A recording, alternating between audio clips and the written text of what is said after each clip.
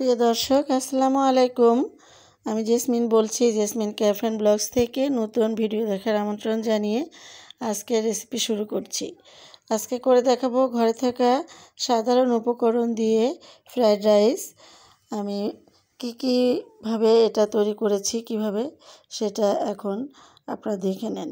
Video ভালো লাগলে like comment share করবেন, আমার পাশে থাকবেন, আমাকে সহযোগিতা করে এগিয়ে যেতে সহযোগিতা করবেন।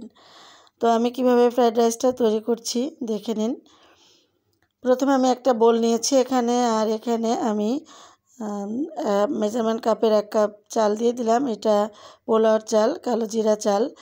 এখন এটাকে ভালো করে ধুয়ে পরিষ্কার করে নিব, কষলে ধুয়ে একটু পরিষ্কার করে নিব। 3 থেকে 4 বার ধুয়ে নিলে পরিষ্কার হয়ে যাবে।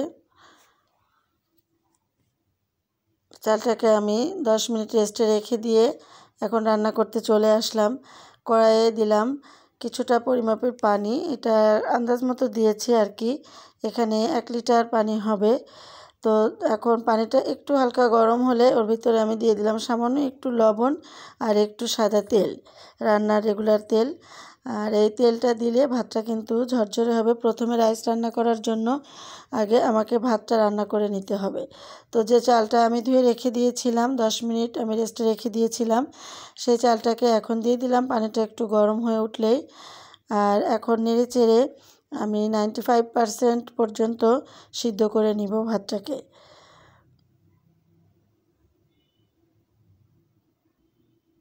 আপনি যদি আমার চ্যানেলে নতুন হয়ে থাকেন, আমার ভিডিও ভালো লাগলে আমার চ্যানেলের সাথে থেকে যাবেন। আমার চ্যানেলটি সাবস্ক্রাইব করে পাশে থাকা বেল আইকনটি ক্লিক করে দিবেন, তাতে করে আমি যখনই নতুন কোনো ভিডিও দিব নোটিফিকেশন আপনার কাছে চলে যাবে।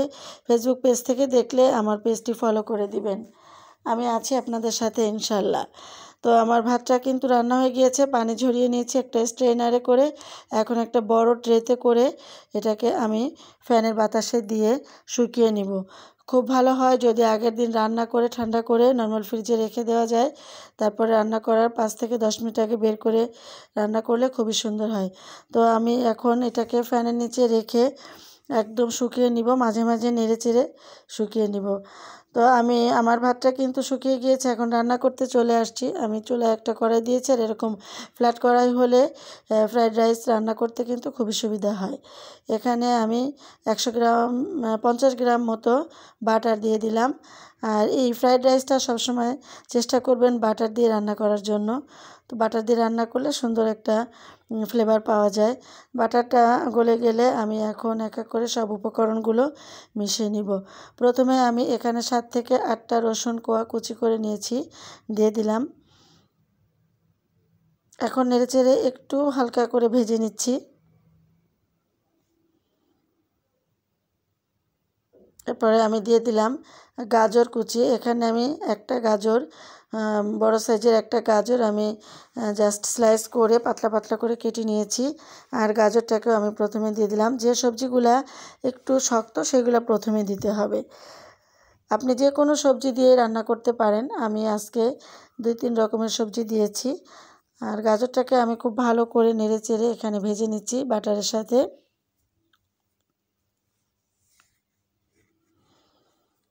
এ পর্যায়ে আমি সামান্য একটু লবণ দিয়ে দিলাম। লবণ দিয়ে দিলে গাজরগুলো ভাজতে সুবিধা হবে। গাজরের কালারটা একটু চেঞ্জ হয়ে আসলে আমি দিয়ে দিচ্ছি বাঁধাকপি। এখানে আমি বাঁধাকপিটাকে কুচিয়ে নিয়েছি। এখানে 1 কাপ মতো বাঁধাকপি আছে। বাঁধাকপিটাকে কুচিয়ে নিয়ে এখন আমি দিয়ে দিলাম। বাঁধাকপিগুলো দিয়ে আবারও ভালো করে বাটারের সাথে ভেজে নিতে হবে। আর চুলার জালটা কিন্তু হাই ফ্লেমেই থাকবে, যেহেতু চাইনিজ রান্না করতে গেলে কিন্তু সবসময় হাই ফ্লেমে রান্না করতে হয়। আর এটা যেহেতু চাইনিজেরই একটা উপকরণ ফ্রাইড রাইস, আমি সাধারণ ঘরে থাকা উপকরণ দিয়ে করছি, তবু এটা ফ্রাইড রাইস। তো এটা এখন কিন্তু চুলার জালটা হাই ফ্লেমে রাখতে হবে।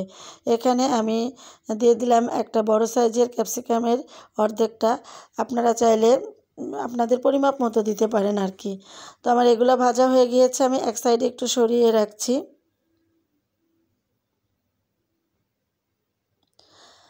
আমি 2টা ডিম ফেটে নিয়েছিলাম, সেই ডিম 2টাকে দিয়ে দিলাম এখন এর ভিতরে।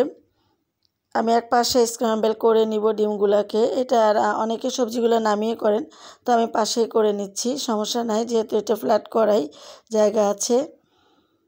যেভাবে অনবরত নেড়ে নেড়ে স্ক্র্যাম্বলগুলো করে নিতে হবে। এবার আমি সবজি দিয়ে মিশিয়ে দিলাম ডিমগুলোর সাথে।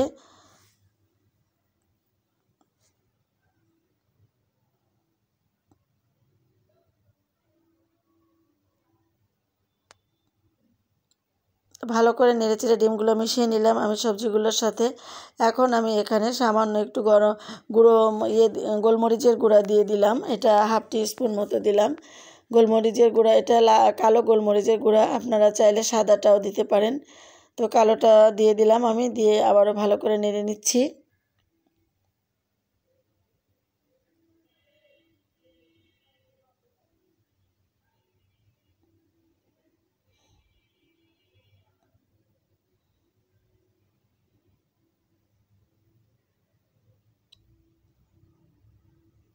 এখন আমি যে রাইসটা রান্না করে রেখেছিলাম, ফ্যানের নিচে দিয়ে রেখেছিলাম, সেটাকে দিয়ে দিচ্ছি। আমি অল্প অল্প করে দিব, আমার পরিমাপ বুঝে আমি অল্প অল্প করে দিব, যাতে নাড়তে চাড়তে একটু সুবিধা হয় আর কি।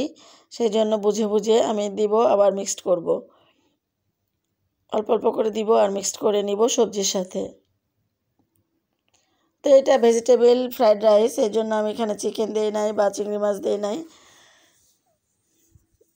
ভেজিটেবল হয়, অনেক টেস্ট হয়, এটা করে দেখতে পারেন। এখন শীতের সময় নানান রকম সবজি পাওয়া যায়, আপনার ইচ্ছা মতো সবজি দিয়ে আপনি এই রাইসটি তৈরি করে নিতে পারেন। এখন দিয়ে দিচ্ছি আমি সয়া সস। এখানে 1 টেবিল চামচ মতো সয়া সস দিয়ে দিলাম।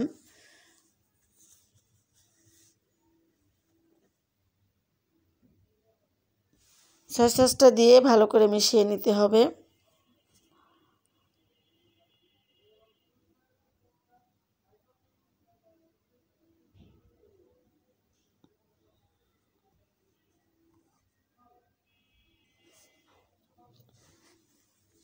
আমি এখানে কিন্তু আবারও হাফ টিস্পুন দিয়ে দিলাম কালো গোলমরিচের গুঁড়ো।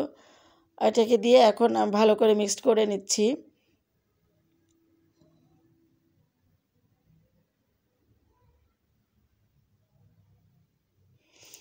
আমার রাইসটা কিন্তু হয়ে গিয়েছে, আমি এখন পরিবেশন করে নিয়েছি। তো মাশাআল্লাহ অনেক সুন্দর হয়েছে। আমি চিকেনের সাথে চিকেন লেগ পিস আর চিকেন ফ্রাইয়ের সাথে এটাকে পরিবেশন করব। তো আপনাদেরকে সেটা দেখালাম না, সেই রেসিপিটা আমি আরেকদিন দেখাবো। তো আমার এই যে হয়ে গেল রাইস, ঘরে থাকা উপকরণ দিয়ে ফ্রাইড রাইস। কেমন হলো একটা কমেন্টস করে জানিয়ে যাবেন। আর ভিডিও ভালো লাগলে আমার সাথেই থাকবেন। আজকে বিদায় নিচ্ছি, সবাই ভালো থাকবেন।